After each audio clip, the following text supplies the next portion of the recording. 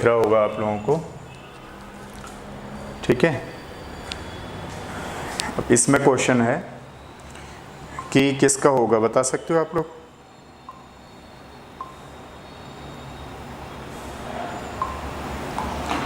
हमारे पास पूछा compound of vanadium chloride has spin only magnetic moment इतना इतना, इट्स फॉर्मूला इज, इसका फॉर्मूला क्या होगा, ठीक है। इसके केस में अगर हम लोग बात करें तो सबसे पहले हमें इसकी ऑक्सीडेशन नंबर निकालनी है, ठीक है। जैसे मान लो इसकी ऑक्सीडेशन नंबर कितनी होगी, +2, तो वैनेडियम का आप निकालेंगे x + 2 - 1 = 0, x = +2। मान लो अगर हम इसका देखें तो इसके केस में वैनेडियम का होता है 23 का मतलब क्या हो गया 3d3 एंड 4s2, 2 इलेक्ट्रॉन यहाँ से निकल गए, यहाँ पर अनपेयर्ड इलेक्ट्रॉन कितने रह गए,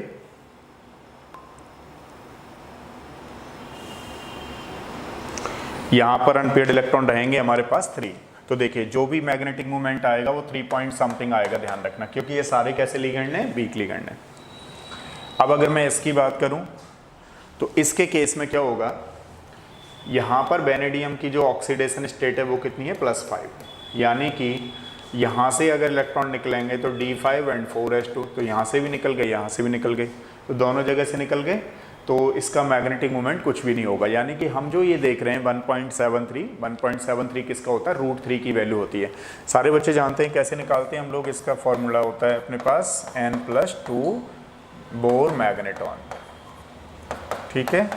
अब ये जो n है वो नंबर ऑफ अनपेयर्ड इलेक्ट्रॉन्स है, जितने ज़्यादा नंबर ऑफ अनपेयर्ड इलेक्ट्रॉन्स होंगे उसके हिसाब से हम लोग इसकी वैल्यू पुट कर देंगे। अगर मैं बात करूं √3 आ जाए, यानी इसमें नंबर ऑफ अनपेयर्ड इलेक्ट्रॉन 1 हो, तो हम लोग कैसे कर सकते हैं, 1 + 2 = √3, और √3 की वैल्यू कितनी होती है, 1.73 बोर मैग्नेटॉन।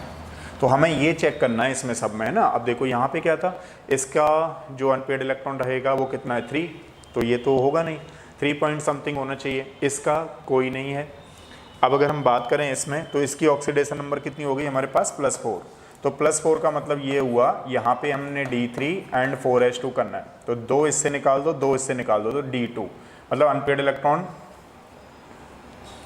कितना बच्चा हमारे पास, देखो 2 इसमें से निकाल दो और 2 इसमें से निकाल दो, तो 4, तो अनपेयर्ड इलेक्ट्रॉन 1 रह गया इसमें, अनपेयर्ड इलेक्ट्रॉन कितना रह गया, 1।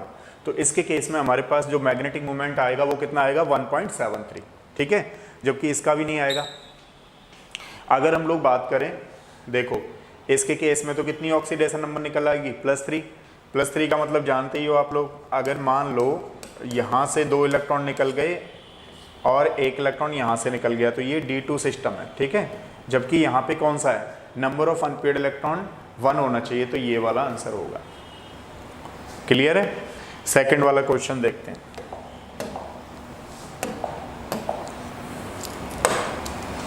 बताइए इसका क्या आंसर होगा।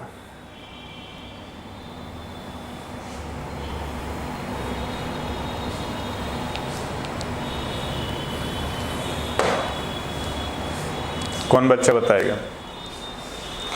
अगर इसकी हम लोग बात करें तो देखिए रॉन्ग स्टेटमेंट हमें ढूंढना है, which one is the wrong statement.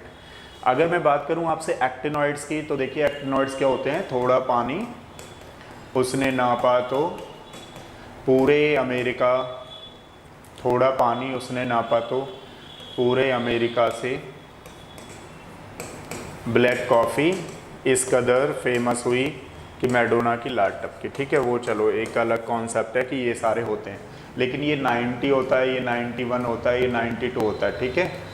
इनको छोड़ करके ये नेचुरल एलिमेंट्स हैं, सारे के सारे आर्टिफिशियल नहीं है, ध्यान रखना है ना।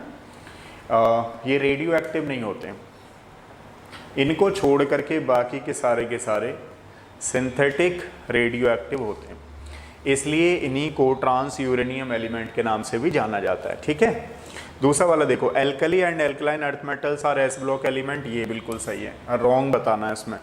चैल्कोजन, कैल्कोजन किसको बोलते हैं, ऑक्सीजन फैमिली को, है ना, और इसको हेलोजेंस यानी कि हेलोजन फैमिली को, तो ये पी ब्लॉक एलिमेंट होते हैं, ये भी सही है। अब the first member of the lanthanoid series are lanthanum, first member of lanthanum series is lanthanum. तो देखिए लेंथेनम से नेक्स्ट वाले जो एलिमेंट होते हैं उनको हम लोग क्या बोलते हैं, लेंथेनॉइड्स बोलते हैं। तो ये भी सही है। तो कौन सा वाला होगा हमारे पास, सारे के सारे रेडियो एक्टिव नहीं है, इनको छोड़ करके बाकी सारे रेडियो एक्टिव होते हैं।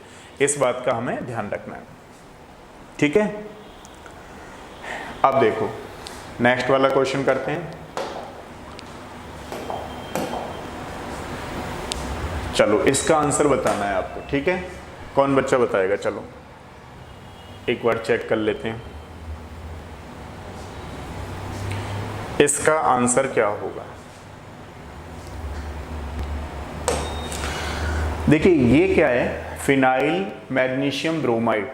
अगर हम बात करें, this is the phenyl magnesium bromide. अब ये एज ए ग्रिग्नार्ड रिएजेंट काम करता है। फिनाइल मैग्नीशियम ब्रोमाइड किसकी तरह काम करेगा, यहाँ पर ये एज अ ग्रिग्नार्ड रिएजेंट की तरह काम करता है, ठीक है। यहाँ पर हमने मिथेनॉल लगा दिया।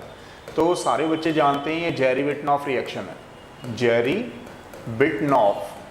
अब ये जेरी-विटनॉफ रिएक्शन क्या करती है, ये एक्टिव हाइड्रोजन को खींचती है अपनी तरफ। तो देखो ये एक्टिव हाइड्रोजन क्या होते हैं, जो मोर एसिडिक होते हैं। तो यहाँ से ये जो मोर इलेक्ट्रोनेगेटिव एटम से जुड़ा हुआ हाइड्रोजन, ये क्या है, एसिडिक है ना, यहाँ से करेगा, ये पॉजिटिव ये नेगेटिव है, तो ये यहाँ पे बेंजीन बन जाएगा। C6H6 बन गया, प्लस में क्या बनेगा बताओ, ये हमारे पास Mg है, ये हमारे पास Br है, और यहाँ क्या बचा, OCH3, ठीक है।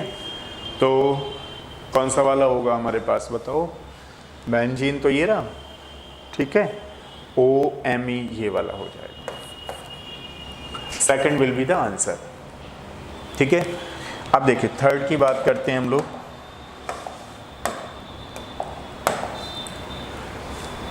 चलो बताओ इसको कौन सा आंसर है इसका।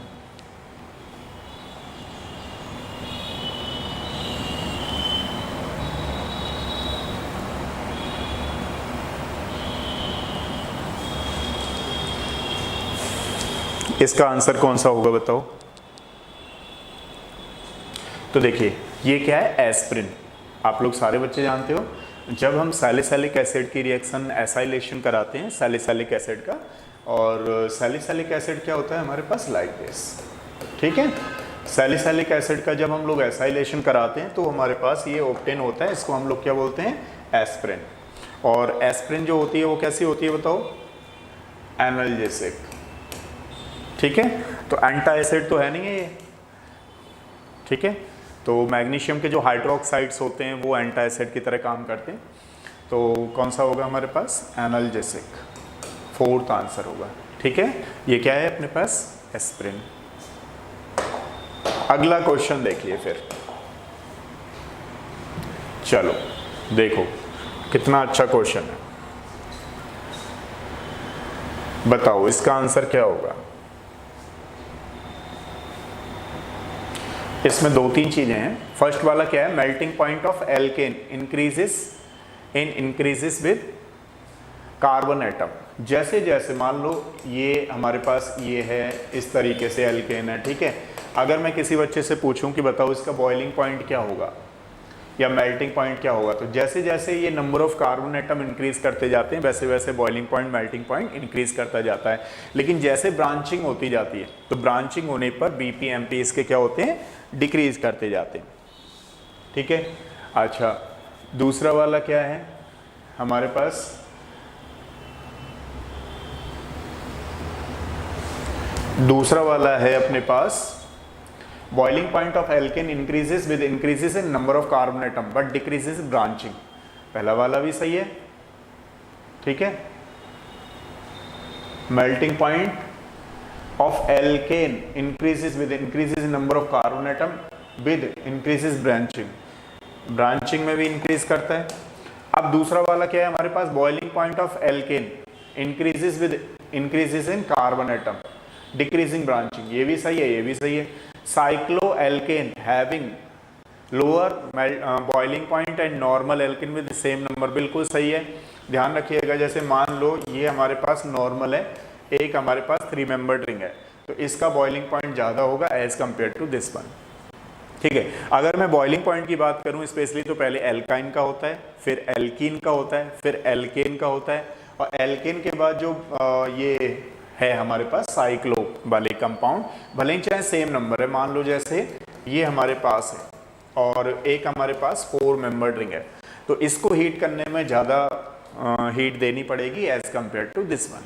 ठीक है, इस बात का भी आपको ध्यान रखना है। और अगर एल्कीन आ जाए और एल्कीन में भी सिस और ट्रांस आ रखी है, तो ध्यान रखिएगा मेल्टिंग पॉइंट जो होगा, मेल्टिंग पॉइंट तो ट्रांस का ज़्यादा होगा, लेकिन जो बॉइलिंग पॉइंट होगा, बॉइलिंग पॉइंट किसका ज़्यादा होगा, सिस का ज़्यादा होगा।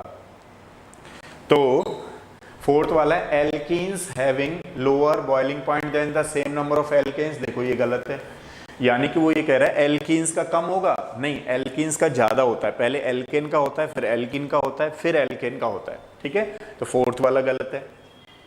तो cycloalkane having lower boiling point than normal alkane with the same number of carbon atom. अच्छा, दूसरा वाला क्या है हमारे पास, melting point of alkane increases with increases in number of carbon atom with increases in branching. देखिए melting point में थोड़ा सा आपको ये चीज ध्यान रखनी पड़ेगी कि जैसे जैसे थोड़ी सी ब्रांचिंग बढ़ती जाती है, उसका मेल्टिंग पॉइंट भी इंक्रीज होता जाता है। ठीक है, तो अब इसमें हम लोग देखें कौन सा वाला होगा हमारे पास, फर्स्ट एंड सेकेंड। ठीक है, नेक्स्ट देखिए,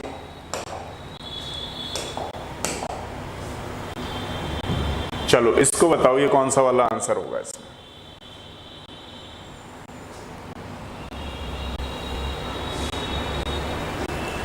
ये हमारे पास क्या है, फेरोसिन। अब फेरोसिन में कौन सी चीजें पजेस करेंगी, यानी पाई कैरेक्टर होगा या सिग्मा होगा, आयोनिक होगा, कौन सा वाला होगा। तो देखो इसमें क्या होता है, कार्बन मोनोऑक्साइड का केस होता है, तो इसमें एक बैक बॉन्डिंग होती है जिसको हम लोग क्या बोलते हैं, सिनर्जिक इंटरेक्शन, है ना। अब सिनर्जिक इंटरेक्शन के केस में अगर हम बात करें तो सिनर्जिक इंटरेक्शन में ध्यान रखना है, इस CO में दोनों तरीके के होते हैं, सिग्मा एंड पाई। बाकी क्या होते हैं, जैसे मान लो ग्रिग्नार्ड रिएजेंट है RMgX, तो उसमें क्या होगा, सिग्मा होगा। और पाई का अगर केस लेना है हमें, तो पाई कौन सा वाला होता है, जेस सॉल्ट होता है, यानी कि सिग्मा हो गया हमारे पास। अगर हम पाई की बात करें लाइक दिस, ठीक है, ये पाई हो गया। लेकिन अगर यहां पे बात करें जहां पर भी CO आया हुआ है, तो CO के केस में हमें क्या करना है, सिग्मा बॉन्ड भी होगा और पाई बॉन्ड होगा, तो दोनों वाला कौन सा होगा अपने पास, फोर्थ वाला। इसमें सिनर्जिक इंटरेक्शन होता है। ठीक है, अगला वाला देखो,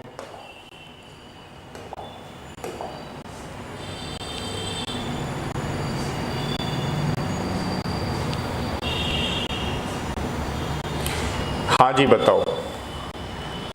देखो, which is used in the formation of nylon 6,6। Nylon में कौन सा वाला होगा, तो अगर हम लोग देखें इसमें नाइलॉन के केस में कि नाइलॉन कैसे बनता है, तो एक होता है हमारे पास एडिपिक एसिड, एडिपिक एसिड, ठीक है, और दूसरा वाला क्या होता है, हेक्सामिथाइलिन डाइएमीन, हेक्सामिथाइलिन डाइएमीन। अगर मैं बात करूं एडिपिक एसिड की, तो ये आप लोग जानते हैं, ये एडिपिक एसिड है,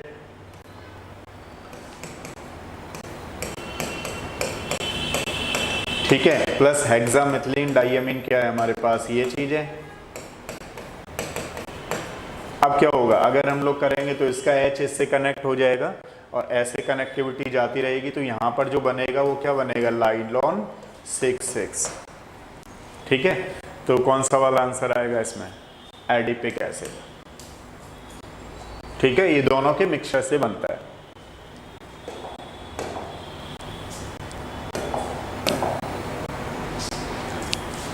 हाँ जी, नेक्स्ट वाला क्वेश्चन देखिए,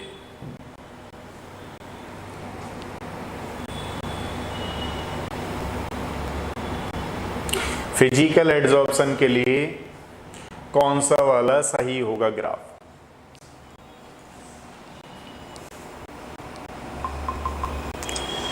एक आध बच्चा हैवी है नहीं है, लग तो नहीं रहा मुझे, लेकिन चलो कोई बात नहीं है, मैं रिकॉर्ड कर लेता हूँ वीडियो। फिजिकल एड्सॉर्प्शन के लिए कौन सा वाला सही होगा? हाँ साक्षी बताओ, वॉइस क्लियर आ रही है? अब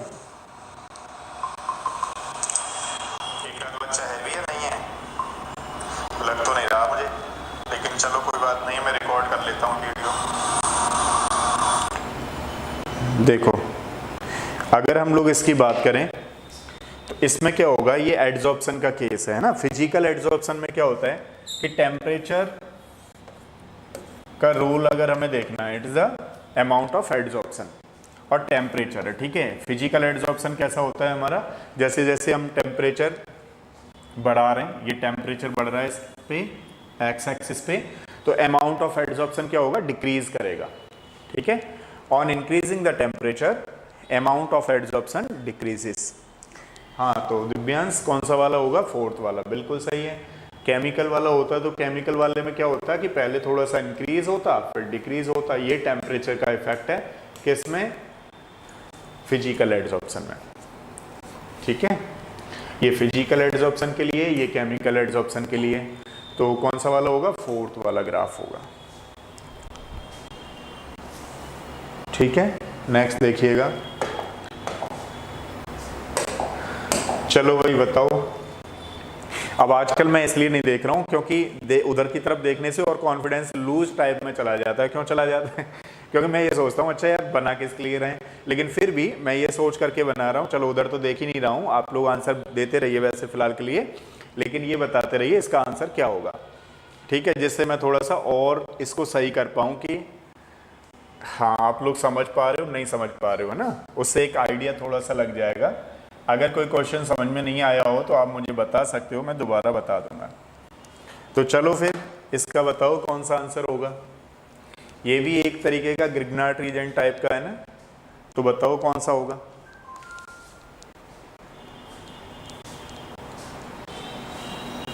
देखो ये यहां पर है, इसका कौन सा आंसर होगा।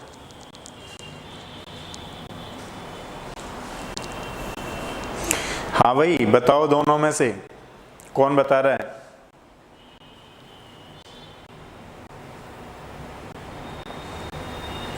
इसका कौन सा आंसर सही है।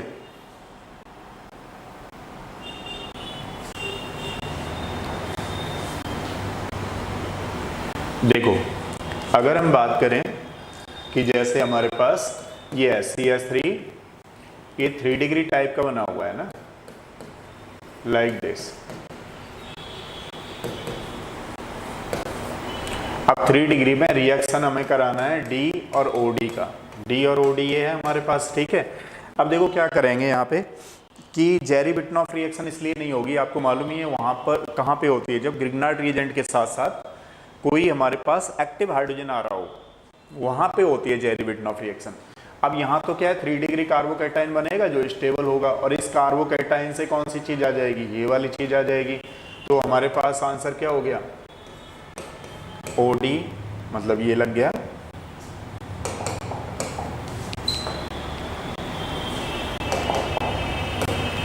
ठीक है, CS3 एंड CS3, ये होगा। साइड में क्या चला गया हमारे पास, MgCl एंड D, ठीक है, ये हो जाएगा। तो कौन सा आंसर है अपने पास, B, ठीक है, इस तरीके से होगा। नेक्स्ट देखिए, हालांकि आपने कर लिया होगा, तो देखो इसमें अगर हम नेक्स्ट, ये समझ में आ गया आप लोगों को, देखना एक बार, कुछ नहीं है इसमें, 3 डिग्री कार्बोकैटायन बनाना ना, ये मोर स्टेबल होता है, ये आ जाएगा। OD आ रहा है, OD है ना, D नहीं OD, समझ रहे हो आप लोग। जैसे मान लो ये क्या ड्यूटेरियम है, ये क्या किया होगा उसने, जैसे OH होता है ना, OH नेगेटिव और H पॉजिटिव, इस तरीके से, तो OH लग जाए उसका, ड्यूटेरियम से रिप्लेस कर दिया है ना, आइसोटोपिक इफेक्ट के केस में।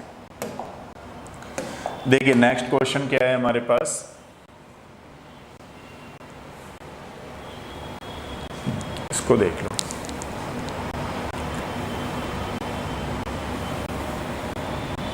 बताओ कौन बच्चा बताएगा इसका आंसर सही कौन सा होगा?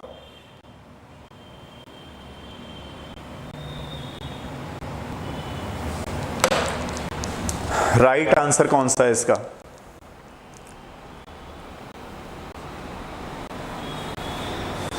Which will not show geometrical isomerism. Geometrical isomerism देखिए क्या होता है कि अगर हम इसका बनाएं तो इसके केस में आप लोग जानते ही हो इसका कितना है कोऑर्डिनेशन नंबर, इसका तो 4 हो गया ना, ये 4 हो गया, 4 + 2 यानी कि इसका 6 हो गया कोऑर्डिनेशन नंबर।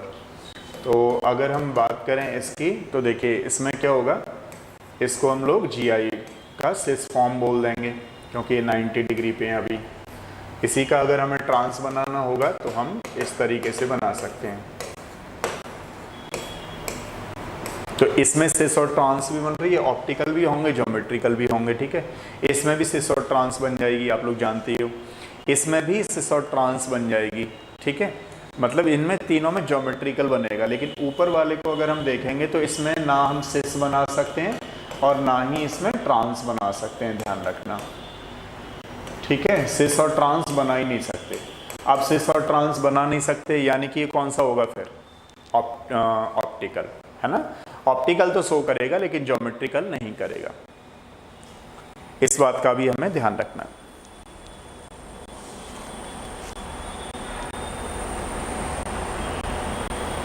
हाँ, दिव्यांश वो फर्स्ट नहीं होगा क्योंकि वो मोर इलेक्ट्रोपॉजिटिव है ना, तो पहले वाला होगा, बिल्कुल सही कह रहे हो। अच्छा, उस वाले क्वेश्चन की आप कह रहे थे, अब ये समझ में आ गया आपको। देखो इसमें है ना, सब में GI बनेगा, इसमें भी बनेगा, इसमें भी बनेगा, इसमें भी बनेगा, लेकिन उसमें GI की पॉसिबिलिटी नहीं है ना। सिस और ट्रांस कैसे बना देंगे, कोई है नहीं, तो सारा की सारा क्या होगा, ऑप्टिकल आइसोमर्स होगा और हाईली ऑप्टिकल एक्टिविटी दिखाएगा वो, क्योंकि चिलेटिंग कंपाउंड्स है। देखो अगर हम बात करें नेक्स्ट क्वेश्चन की, चलो इसको बताओ कौन सा आंसर होगा।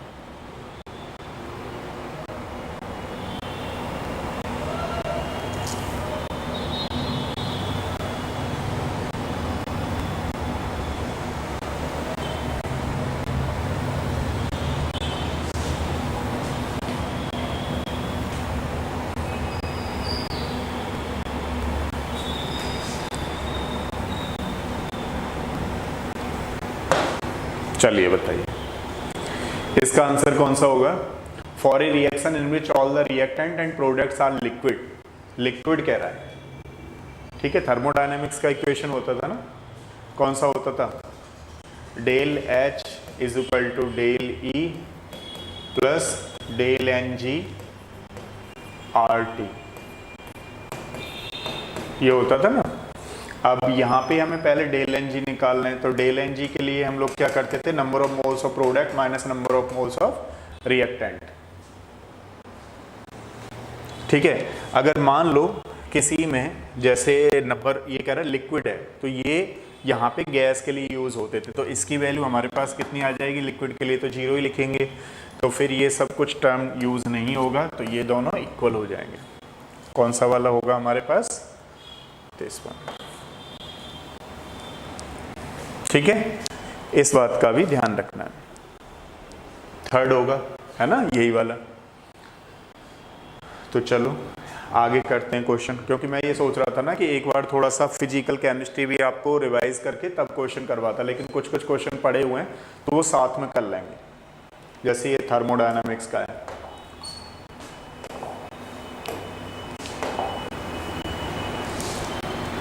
चलो बताओ इसका कौन सा आंसर है, ये तो बता ही सकते हो आप लोग, है ना, सॉलिड स्टेट का है।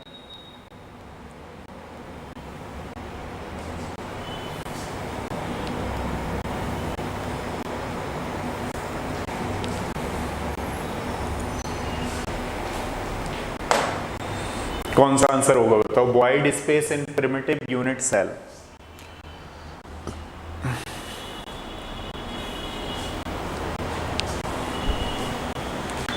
इसका आंसर कौन बताएगा। प्रिमिटिव का मतलब जानते हो आप लोग, प्रिमिटिव का मतलब होता है basic unit cell, simple unit cell, कई तरह की होती है ना, simple unit cell, BCC, FCC, end centred वगैरह वगैरह। मेनली तो 3 ही होती हैं, simple unit cell, BCC and FCC. तो कौन सा वाला आंसर है बताओ? फर्स्ट वाला, हाँ बिल्कुल सही है, फर्स्ट वाला ही होगा, वेरी गुड। तो देखो इसमें अगर हम सिंपल प्रिमिटिव की बात करें तो कितना परसेंट होता है? 52.4 समथिंग अराउंड है ना, 52 मान लेते हैं हम लोग। तो 100 में से ये 52 माइनस कर दो तो 48 आएगा, ठीक है। तो ये वॉइड हो गया, ये space occupied by the atoms कितना परसेंट होता है? 52 है ना। बीसीसी में कितना परसेंट होता है? बीसीसी में होता है हमारे पास 68% स्पेस ऑक्यूपाइड। वॉइड का मतलब होता है अनऑक्यूपाइड, तो अनऑक्यूपाइड स्पेस कितना बचा? पहले वाले में बचा 48, बीसीसी में करोगे तो कितना आएगा? 32। और एफसीसी की अगर हम बात करें, एचसीपी या एफसीसी की, तो कितना परसेंट होता है बताओ? 74%। तो अनऑक्यूपाइड कितना हुआ? 26%, ठीक है। ये भी हमें ध्यान रखना है, 48% ही होगा, बिल्कुल सही है।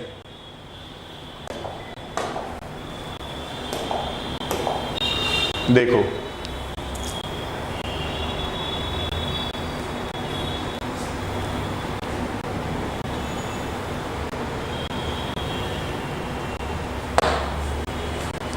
चीलेट therapy, lead toxicity is removed by using the ligand.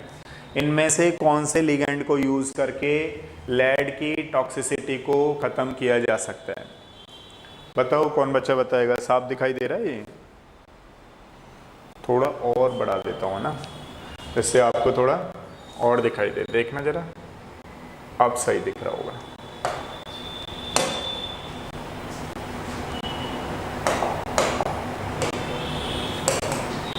कौन बच्चा बताएगा इसका आंसर?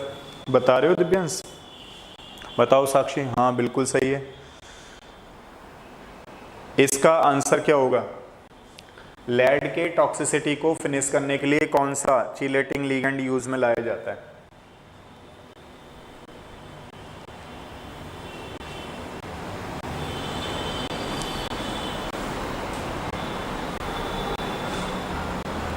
फोर्थ, बिल्कुल आंसर सही है, फोर्थ होगा, है ना। इसको क्या बोलते हैं हम लोग? ईडीटीए। ईडीटीए ध्यान रखिएगा, इथाइलिन, ये इथाइलिन है, diamine, ethylene diamine tetra acetate acid, ethylene diamine tetra acetate acid, यानी ईडीटीए। ये क्या करता है? काफ़ी स्टेबल कॉम्प्लेक्स बना लेता है लेड के साथ। तो उसकी जो, अगर मान लीजिए इसकी टैबलेट्स वगैरह यूज़ होती हैं, तो लेड की टॉक्सिसिटी जिसमें होती है, तो लेड के साथ ये कॉम्प्लेक्स बनाता है, चीलेटिंग कंपाउंड बना लेता है, तो उसकी टॉक्सिसिटी को रिमूव करने के लिए यूज़ किया जाता है ईडीटीए, ठीक है। नेक्स्ट वाला क्वेश्चन देखिए।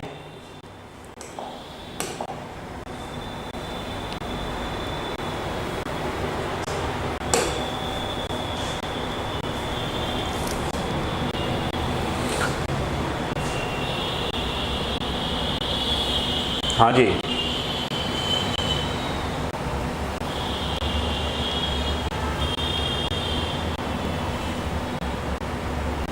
चलो कौन बच्चा बता रहा है इसको?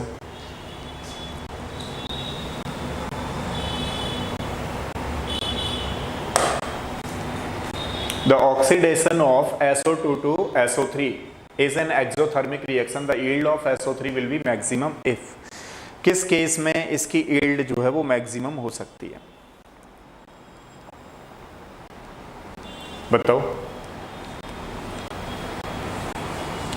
किस केस में इसकी yield मैक्सिमम होगी और हम कैसे फाइंड आउट करते हैं? बता रहे हो? ऑप्शन, हाँ पहले वाले का डी सही है। अब इस वाले का कौन सा होगा बताओ? बिल्कुल सही है पहले वाले का। इसका कौन सा आंसर होगा?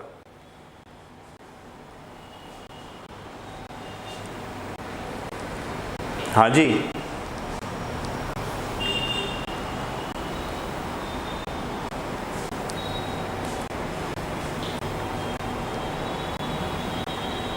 देखो बता रहे हो आप लोग? 2 बिल्कुल सही है। देखो क्या होता है कि जब हम SO2, ये एक्सोथर्मिक प्रोसेस होती है, ठीक है। SO2 से SO3 में वेनेडियम पेंटाऑक्साइड यूज़ करते हैं एज अ कैटलिस्ट। तो इसकी जो है, वैसे ये रिवर्सिबल रिएक्शन होती है, तो इस रिवर्सिबिलिटी को कम करने के लिए, यानी वो फॉरवर्ड डायरेक्शन में जाए, उस फॉरवर्ड डायरेक्शन में जाने के लिए, मैक्सिमम यील्ड ऑब्टेन करने के लिए टेम्परेचर जो होना चाहिए वो कम होना चाहिए और हाई प्रेशर होना चाहिए। At high pressure and low temperature पर SO2 से SO3 में कन्वर्ट होने की जो प्रोसेस है वो मैक्सिमम, यानी कि फेवरेबल डायरेक्शन क्या होगी उसकी, फेवर्ड किसको करेगी, at low temperature and pressure is high. तो देखिए इसमें क्या लिखा हुआ, टेम्परेचर इज रिड्यूस्ड, कम होना चाहिए, और प्रेशर को ज़्यादा होना चाहिए, तो उसकी मैक्सिमम यील्ड यानी कि फॉरवर्ड डायरेक्शन फेवर करेगी। ठीक है, तो बिल्कुल सही है। चलो नेक्स्ट क्वेश्चन करते हैं।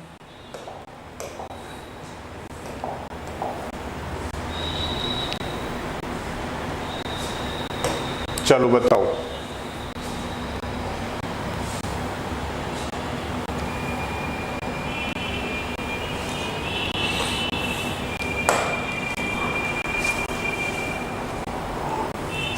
कौन बच्चा बता रहा है? सम बेसिक कॉन्सेप्ट का बेसिक कॉन्सेप्ट है ये, इसको करके बताओ एक बार।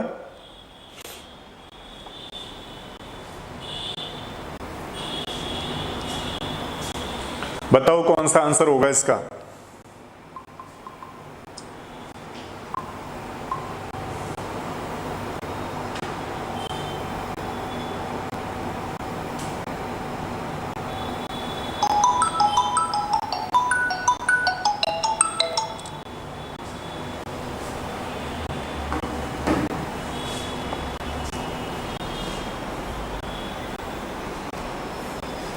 इसका कौन सा आंसर होगा?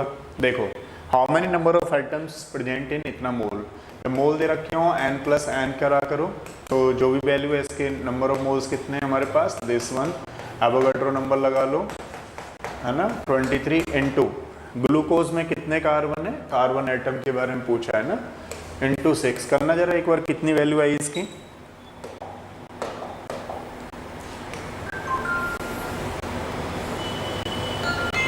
इसको सॉल्व करो एक बार।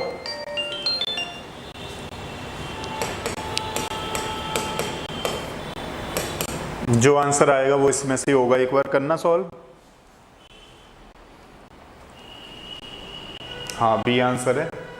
वैसे तो हम यहां से देख करके बता सकते हैं, कैसे मालूम है, देख लिया होगा आप लोगों ने, यही आ रहा होगा ना 24 समथिंग, मतलब 12 पॉइंट समथिंग करके आ रहा होगा, या 126 जो भी है, तो उसको हमें साइंटिफिक नोटेशन में ले जाना पड़ता है, आप जान रहे हो। यहाँ पर इस तरीके से आ रहा होगा ना, तो साइंटिफिक नोटेशन क्या होता है आप ये चीज़ जानते हैं, है ना, इसको हमें 1 से 9 में लेके आना पड़ता है, इसकी वैल्यू नेगेटिव है फिर पॉजिटिव हो जाती है, तो अगर उसको डिजिट को उधर खिसकाएंगे तो यहाँ पे 24 आ जाएगा, क्योंकि ये तो यहाँ से ही मालूम कर पा रहे हो आप लोग, तो कैलकुलेशन कर लेना वैसे, लेकिन फिर भी यहाँ से आंसर दिख रहा है, ठीक है ना, ये वाला होगा।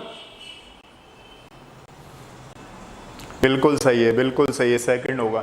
मुझे तो बस इतना बताते चलो, समझ में आ रहा नहीं आ रहा। देखो लाइव क्लासेस का मतलब समझ लो, मैं अब बहुत सारे लोग बहुत सारी लाइव क्लास देते हैं, तो उनके स्टूडेंट क्यों जुड़े होते हैं, क्योंकि वो बहुत दिनों से दे रहे होते हैं, और बच्चों को भी मालूम होता है, टाइम भी मालूम होता है, शेड्यूल भी मालूम होता है, और भी चीज़ें, क्योंकि वो काफ़ी दिनों से कर रहे हैं।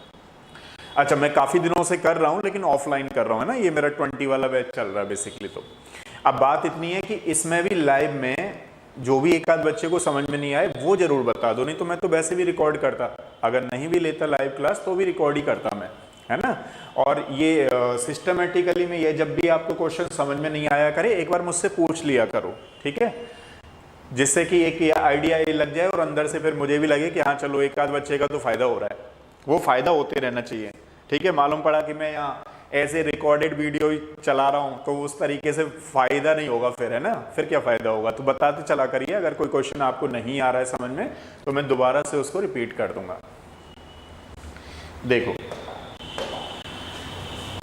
ये 20 क्वेश्चन डेली करेंगे ना, तो कुछ ना कुछ तो फायदा मिलेगा ही आपको, ऐसा तो नहीं है। अब उन्होंने डाले हुए हैं तो सॉल्व करना है और सॉल्व करवाते रहेंगे। मैंने आपको बता रखा है ये क्वेश्चन तो मेरे ऊपर छोड़ दो, मैं सारे क्वेश्चन करवा दूंगा आपको, है ना। आप क्या करो, रिवाइज करते रहो अपने चैप्टरों को, रिवाइज, और वो जो 32 ईयर्स है या 31 या 32 ईयर्स जो भी आपके पास है उसको एक बार कर लो, बाकी एनटीए वाले मैं करा दूंगा आपको, वो उस पे भी आएंगे, फिर बाद में आएंगे। चलो इसके बारे में बताओ कौन सा आंसर होगा इसका।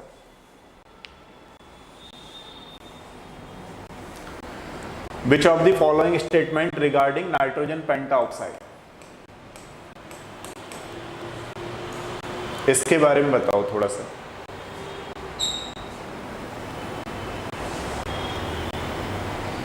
देखो सबसे पहले तो ये है कि ये बनता कैसे है, इस तरीके से, प्लस HNO3 डाल दो तो हमारे पास क्या बन गया, ये N2O5। ये जो N2O5 है ध्यान रखना, ये सॉलिड होता है, इसकी प्रॉपर्टीज के बारे में थोड़ा सा बता देता हूँ।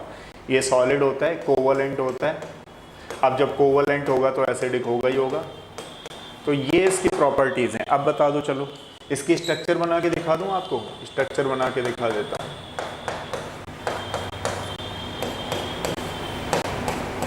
चलो अब बता दो ये सारी प्रॉपर्टीज देख करके उसका क्या होगा।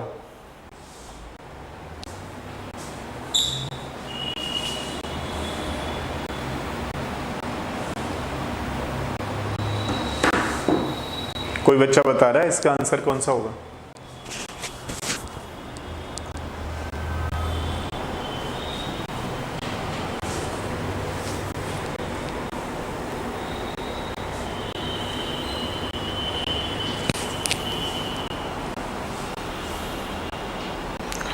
इसका कौन सा आंसर होगा।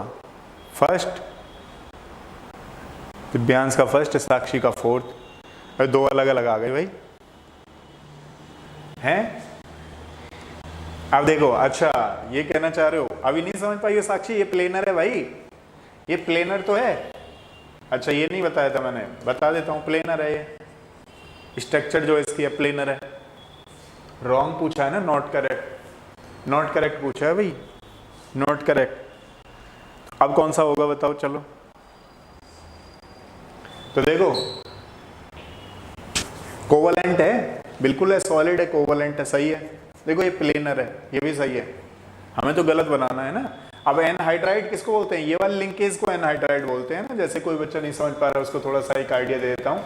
जब भी कभी कोई ऐसी लिंकेज आ जाए ना, उसको एनहाइड्राइड लिंकेज ही बोलते हैं, ये वाली है ना कुछ, तो ये एनहाइड्राइड लिंकेज है, तो ये भी सही है। फिर कौन सा गलत है, ये वाला। तो दिव्यांश का आंसर सही है। हमने भी कोशिश सही की थी, लेकिन वो कोई ऐसी दिक्कत नहीं है। अरे भैया आदित्य, तुम कहाँ रहते हो आजकल, तुम्हें देखते देखते तो हमें बाद में मालूम पड़ा कि तुम महाराष्ट्र चले गए हो।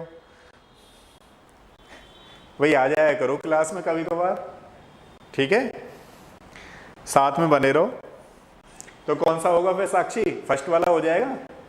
आंसर कौन सा होगा, फर्स्ट, बिल्कुल सही है, ठीक है, ये चीज है। अब इसमें किसी बच्चे को कोई परेशानी तो नहीं है, फिर बता दो एक बार, क्योंकि अब मैं क्या किया करूंगा, मैंने सोच लिया आंसर तो आपसे थोड़ा थोड़ा क्लास लेने में ही मालूम पड़ता है कि अच्छा अब और क्या सोचना है, बच्चों के साथ कैसा करना है। तो एक्टिविटी यही है कि इधर की तरफ क्वेश्चन आपको, फिर थोड़ा सा हिंट आपको दूंगा, कल से बताने सारे आपको ही हैं। और ये मैं आपको सारे बच्चों को बता चुका हूँ, इस बार मैं इनऑर्गेनिक का टेस्ट ले रहा हूँ संडे को, ठीक है। और फिजिक्स का, बायो का पूरा होगा। कल मैं आपको एक चैप्टर बता दूंगा, बायो के भी सर कुछ कह रहे थे कि कुछ सर चैप्टर ले लेते हैं जिससे बच्चे अच्छा तैयारी कर लेंगे, ठीक है ना। तो मैं आपको कल थोड़ा सा सिलेबस बता दूंगा, फिजिक्स का पूरा सिलेबस आएगा, संडे को टेस्ट होगा ऑनलाइन। ये खत्म हो गया हमारे पास। देखते हैं कोई और क्वेश्चन बचा है क्या। नियरली ये 20 क्वेश्चन थे। अच्छा अभी और बचा है क्या, ये हो गया, हाँ शायद ये लास्ट वाला था, ठीक है। ये तो देखो ये हो गए हमारे पास क्वेश्चन खत्म। आज हो गए ना आज का। हाँ जी, टाइम मैं बता रहा हूँ भाई, देखो आदित्य क्या है, ये टाइम डेली का ये यहाँ नोट कर लो। मैं पूरी कोशिश करता हूँ 5 मिनट जल्दी आने की, लेकिन 1-2 दिन में क्या चल रहा है कि हल्का सा मैं भी चीज़ों को सीख रहा हूँ। असल में बता दूँ आपको, इसकी चीज़ों को सीख रहा हूँ, इनकी चीज़ों को और सीखते सीखते मुझे खुद भी लग रहा है कि मैं ऑलरेडी और भी सही कर लेंगे इनको, लेकिन अभी सीखने की कंडीशन में है ना, तो उसमें थोड़ा सा लेट भी हो जाते हैं कई बार, जैसे आज भी हो गए थे, मालूम पड़ा कि कुछ और शेड्यूल हो गया था। इसका टाइमिंग मैं बता रहा था आपको, ये वाला है। क्लास का टाइमिंग पूछ रहे हो आप, तो क्लास का तो ये है, देखो मॉर्निंग में 11 to 12 मैं एवरी डे 20 क्वेश्चंस आपको कराऊंगा। किसके? एनटीए के, जो अभ्यास के उन्होंने काफ़ी सारे डाल रखे हैं, लगभग 50-60 के करीबन टेस्ट पेपर डाल रखे हैं, ठीक है। तो अभी तो रैंडमली हम लोग करा रहे हैं, जब आपको थोड़ी सी प्रैक्टिस हो जाएगी तो पेपर के हिसाब से ले लेंगे, फुल लेंथ पेपर उनका कोई भी उठा लेंगे, फिर सारी तीनों की तीनों करेंगे। मैंने आपको बताया था कि इस बार थोड़ा सा शेड्यूल आप लोग ऐसे बना लो कि पूरी ना केमिस्ट्री में ना घूमते हुए थोड़े थोड़े अपने लिए एक छोटे छोटे लक्ष्य तैयार होने चाहिए पहले। ये नहीं कि हाँ जी हम पूरा ही देंगे, नहीं, आपकी तैयारी अच्छी होगी, मैं उसमें कोई ऐसा नहीं बोल रहा हूँ। मैं बस इतना बोल रहा हूँ कि जो तैयारी है ना आपकी और भी स्ट्रॉन्ग करने की वजह से आप उसको 3 पार्ट में डिवाइड कर दो।